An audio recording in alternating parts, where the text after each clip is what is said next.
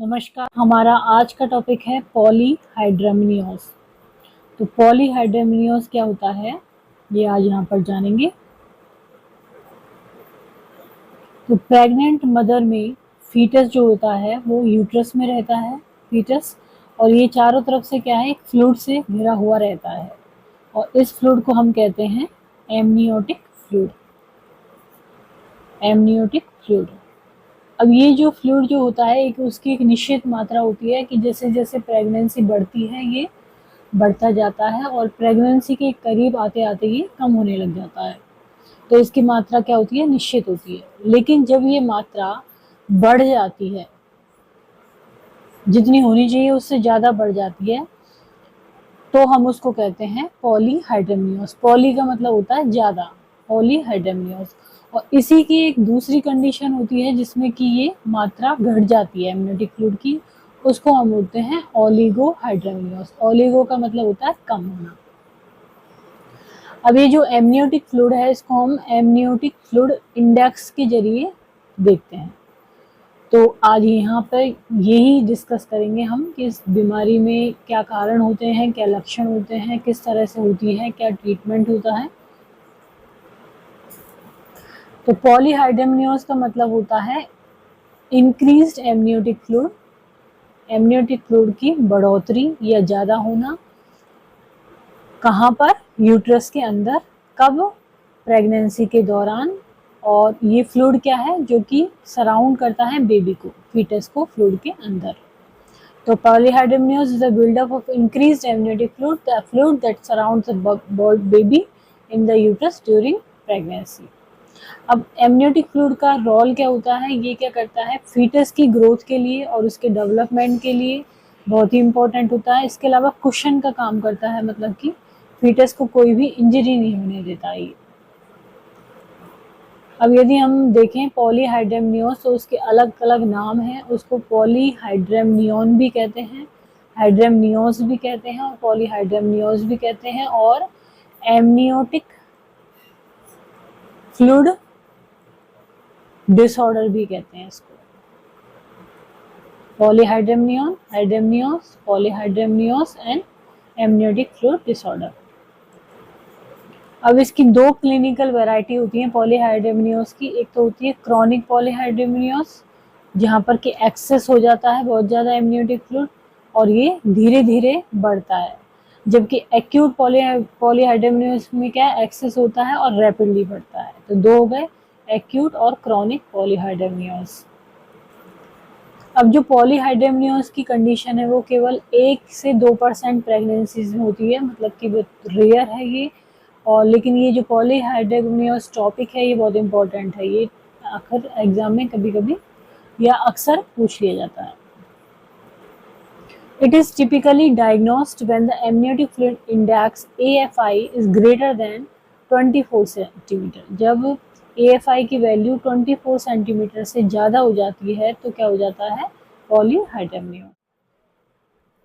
Most of the time the condition is mild, मतलब कि बहुत ही कम मात्रा में बढ़ता है, माइल्ड होती है, उससे कुछ फर्क नहीं पड़ता, नहीं माँ पे नहीं बच्चे पे। It's often found during the middle और लेटर स्टेज ऑफ प्रेगनेंसी, या तो मिडिल स्टेज में या लेटर स्टेज में, लगभग 20 वीक के बाद ही ये शुरू होती है। सीवियर पॉलीहाइड्रामिनियोस में कॉज शॉर्टनेस ऑफ ब्रेथ, लेकिन जब ये सीवियर हो जाता है पॉलीहाइड्रामिनियोस तो सांस लेने में परेशानी होती है मदर को। प्री टर्म लेबर हो सकता है क्योंकि कॉन्ट्रैक्शन हो जाते हैं यूट्रस में, और अदर सिम्टम्स इसमें आ सकते हैं। इसमें ट्रीटमेंट डिपेंड करता है कि कितनी सीरियस कंडीशन है, और जो माइल्ड पॉलीहाइड्रामिनियोस है वो तो लगभग खुद ही सही हो जाता है, लेकिन सीवियर पॉलीहाइड्रामिनियोस के लिए क्लोज मॉनिटरिंग की जरूरत पड़ती है हेल्थ केयर टीम के द्वारा। बनाते हैं इसके सिम्टम्स, साइन एंड सिम्टम्स या लक्षण। पॉलीहाइड्रामिनियोस सिम्टम्स में be linked with buildup of amniotic fluid, यानी कि जब एमनियोटिक फ्लूइड यूट्रस में बढ़ता है तो यूट्रस क्या होगा, लार्ज साइज में हो जाएगा। यूट्रस की साइज कैसे होगी, लार्ज होगी, तो जो एब्डोमिनल कैविटी में और ऑर्गन्स हैं उन पे प्रेशर पड़ेगा, और यूट्रस पे भी प्रेशर पड़ेगा और फीटस पे भी प्रेशर पड़ेगा। तो इसी वजह से सारे सिम्टम इसमें आते हैं। linked with the buildup of amniotic fluid creating pressure within the uterus and nearby organs। Mild polyhydramnios often causes few और नो सिम्टम्स। जो माइल्ड टाइप का होता है उसमें तो कुछ सिम्टम आते नहीं है, बहुत ही कम आते हैं। बट सीरियस फॉर्म में ये सिम्टम आ सकते हैं, जैसे कि शॉर्टनेस ऑफ ब्रेथ होना, सांस लेने में परेशानी होना, स्वेलिंग इन द एंकल और फीट, जो माँ है उसके एंकल और फीट में सूजन आना, pen in the stomach area में पेन लेना प्रेशर की वजह से, feeling of tightness in muscle of the uterus, यहाँ पर भी प्रेशर की वजह से क्या होता है, टाइटनेस फील होती है, कॉन्ट्रैक्शंस आने लग जाते हैं, हार्ट बर्न होना, डिफिकल्ट पूपिंग, कॉन्स्टिपेशन होना, पीइंग मोर ऑफन, यूरिनेट ज़्यादा बार करना, स्वेलिंग इन बल्वा एक्सटर्नल जेनिटेलिया में क्या हो जाता है, स्वेलिंग आ जाती है। तो ये सिम्टम्स वापस से देख लेते हैं। Shortness of breath, swelling in the ankle और feet, pain in the stomach area, feeling of tightness in muscle of the uterus called contraction, heartburn, difficult pooping, constipation, peeing more often, swelling in vulva और external genitalia। Then आते हैं causes of पॉलीहाइड्रोमियोस, इसके कारण क्या क्या होते हैं। तो इडियोपैथिक, कुछ कंडीशंस में तो पता नहीं लगता इसका कि किस वजह से है। इसके अलावा फीटल मालफॉर्मेशन है, यदि जैसे कि जेस्टेशनल, गैस्ट्रोइंटेस्टाइनल और यूरिनरी ट्रैक्ट ऑब्स्ट्रक्शन है बच्चे के अंदर, मालफॉर्मेशन है उसमें, तो हो सकता है ये। मल्टीपल जेस्टेशन है, एक से ज़्यादा प्रेगनेंसी है तो हो सकता है ट्विन प्रेगनेंसी और भी मल्टीपल प्रेगनेंसी। मैटरनल डायबिटीज़, ये भी बहुत इंपॉर्टेंट एक कारण होता है मैटरनल डायबिटीज़ होना। इसके अलावा फीटल एनीमिया होना, including haemolytic anaemia due to haemolytic disease of the fetus and newborn, और अदर फीटल डिसऑर्डर, इन्फेक्शन हो सकते हैं, जेनेटिक एबनॉर्मलिटी हो सकती है, condition that affect babies digestive tract, central nervous system और certain other organ, complication identical, जो twin pregnancy उसकी कॉम्प्लिकेशन हो सकती है। इसमें क्या होता है कि जो ट्विन होते हैं उनमें एक जो ट्विन होता है उसको तो ब्लड ज़्यादा मिल जाता है और दूसरे को कम मिलता है। इस कंडीशन को कहते हैं twin to twin transfusion syndrome. तो इस कंडीशन में भी क्या हो जाता है, पॉलीहाइड्रोमियोस हो जाता है, twin to twin transfusion syndrome. A condition is a pregnant parent blood cell attack the baby's blood cell, जो प्रेग्नेंट मदर है उसको वो अपने ही बेबी के ब्लड सेल के अगेंस्ट में उसकी ब्लड सेल काम करने लग जाती है, तो हो जाता है इन्फेक्शन ड्यूरिंग प्रेगनेंसी। देन आते हैं कॉम्प्लिकेशन। नेक्स्ट पढ़ेंगे complication, too much amniotic fluid include, बहुत ज़्यादा एमनियोटिक फ्लूइड से क्या कॉम्प्लिकेशन आ सकती हैं। अर्ली लेबर, लेबर में जा सकती है जल्दी मदर, पोस्टपार्टम हेमरेज हो सकता है, एम्बिलिकल कॉर्ड प्रोलैप्स हो सकता है, baby being born too early, premature birth हो सकता है इसकी वजह से, baby not being head down in ideal position before delivery, breech birth हो सकता है, water breaking early, premature rupture of membrane हो सकता है, PROM बोलते हैं जिसको हम,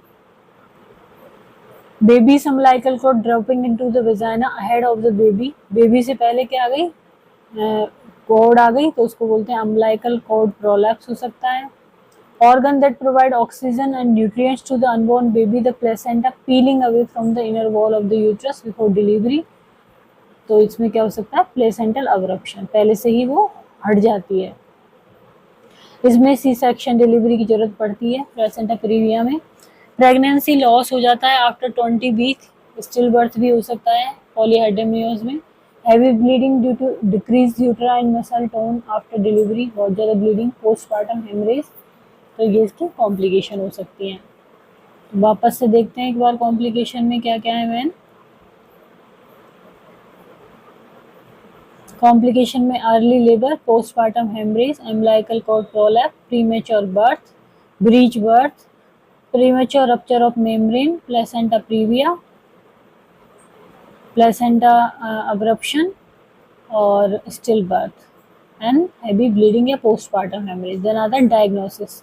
तो डायग्नोसिस के लिए इन क्या चेक करेंगे, health professional can check for polyhydramnios by measuring the single large pocket of amniotic fluid around the baby, baby के चारों तरफ जो सिंगल एक वो होता है इसमें, सिंगल लार्जेस्ट पॉकेट, जिसमें कि एमनियोटिक फ्लूइड होता है उसको चेक किया जाता है। इसको चेक करने को क्या बोलते हैं, मैक्सिमम वर्टिकल पॉकेट या MVP, ये इसके लिए स्पेसिफिक है।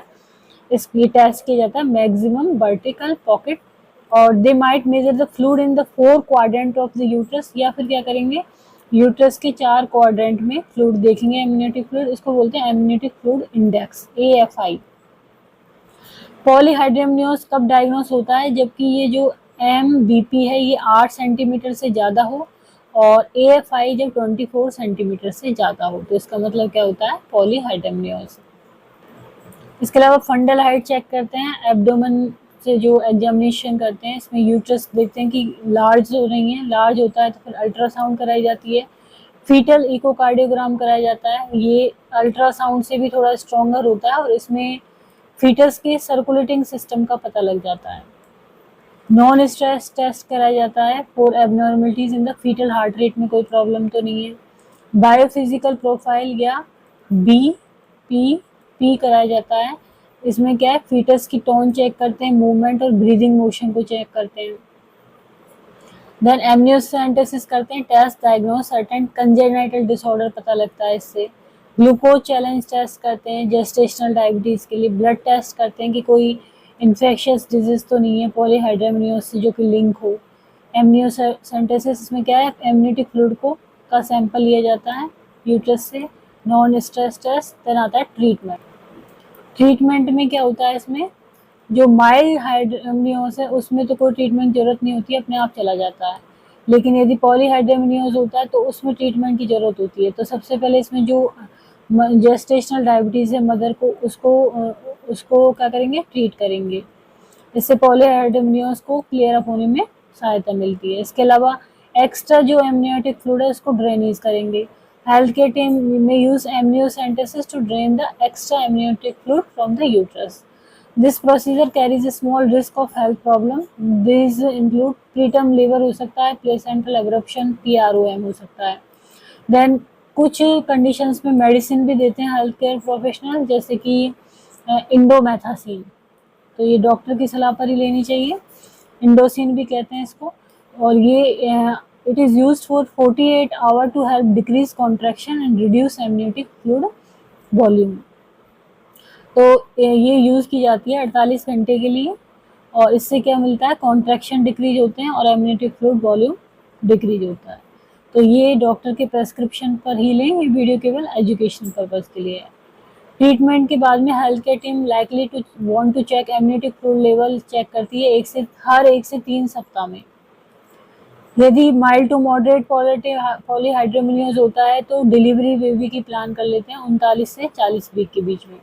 यदि सीवियर पॉलीहाइड्रेमनियोस है तो team likely will talk about the right timing of delivery के बाद इनमें डिसाइड करते हैं। गोल क्या होता है इसका कि lower the chance of health problem for the baby के लिए भी कोई हेल्थ प्रॉब्लम नहीं हो और मदर के लिए भी नहीं हो। तो आज का हमारा टॉपिक था पॉलीहाइड्रेमनियोस। यदि वीडियो आपको पसंद आता है तो इसको लाइक करें, चैनल को सब्सक्राइब करें, कमेंट करें और शेयर करें। Thank you.